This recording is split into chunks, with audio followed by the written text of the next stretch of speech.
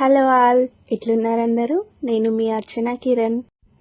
Last వీడియోలో మా ఊరిలో జరిగే బ్రహ్మోత్సవాల గురించి మీకు చెప్పాను కదండి. ఆ టైంలో జరిగే జాతర కూడా చాలా స్పెషల్గా ఉంటుంది. ఈ వీడియోలో మీకు మా ఊరి జాతర చూపిస్తాను, చూసేయండి. వీడియోలోకి వెళ్ళే ముందు అర్చన కిరణ్ ఛానల్ని సబ్స్క్రైబ్ చేసి నన్ను సపోర్ట్ చేయండి ప్లీజ్.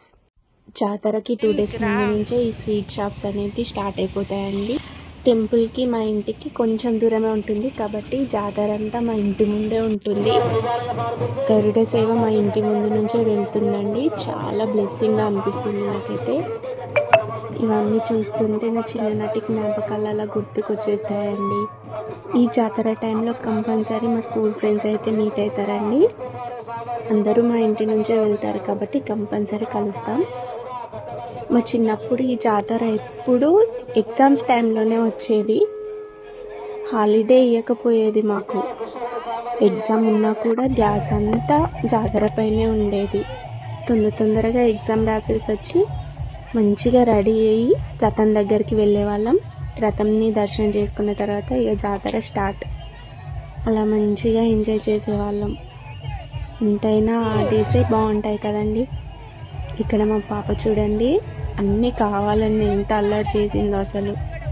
ఈ మధ్యకాలంలో తన ఊహ తెలిసి నుంచి మేము వెళ్ళలేదు, వీలు కాలేదు. సడన్గా ఇవన్నీ చూసేసరికి తనకి ఏం కొనాలి, ఏం తీసుకోవాలి, ఇదే కన్ఫ్యూజన్లో ఉంది. జాతరలో పిల్లలు ఇలా అల్లరి చేస్తే భలే ముద్దుగా అనిపిస్తారు కదా. ఎంత క్యూట్గా లాక్కెళ్తుందో చూడండి బొమ్మల దగ్గరికి నన్ను. దేవుని దర్శనం చేసుకున్న తర్వాత కొనిస్తారా అన్నా కూడా వినలేదాగో లాక్కెళ్తాంది చూడండి. తన చేతిలో ఉన్న ఐస్ క్రీమ్ కూడా నాకు వద్దు, నాకు బొమ్మలే కావాలని ఏడ్చింది.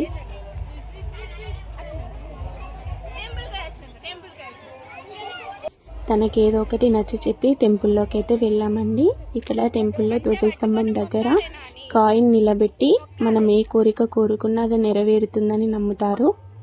ఇక్కడ మా పాప అయితే చాలా టైమ్స్ ట్రై చేసిన తర్వాత ఒకసారి నిలబడింది, సడన్గా పడిపోయింది. తర్వాత నేను కూడా ట్రై చేసిన, కాయిన్ నిలబడింది. చాలా మంచిగా పాజిటివ్గా అనిపించింది అలా చేస్తే.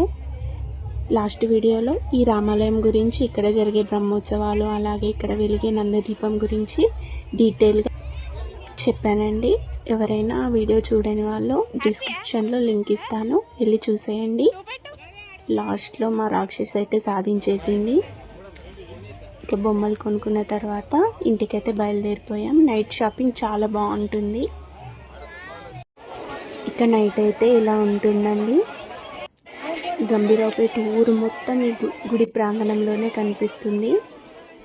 ఊరిలో ఉన్న వాళ్ళు, వాళ్ళ ఇంటికి వచ్చిన చుట్టాలు, అత్తగారింటి నుంచి వచ్చిన ఆడబిడ్డలు కానీ, వేరే ఊళ్ళలో వర్క్ చేసుకునే వాళ్ళు కానీ, చదువుకునే వాళ్ళు కానీ కంపల్సరీ జాతర టైంలో గంభీరావుపేటకి రావాల్సిందే.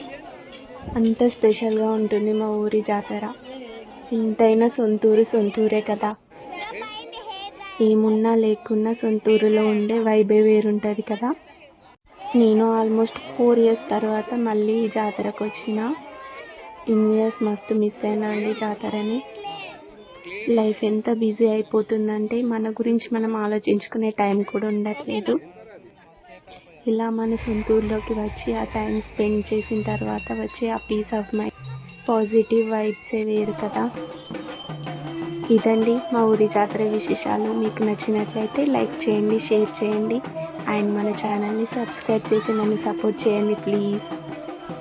మీరు కూడా ఈ బిజీ లైఫ్లో మునిగిపోకుండా ఇలాంటి చిన్న అకేషన్స్ అయినా కూడా సొంతూరుకి వెళ్ళి అలా చిల్ అవ్వండి. Thank you for watching this video. Thank you all.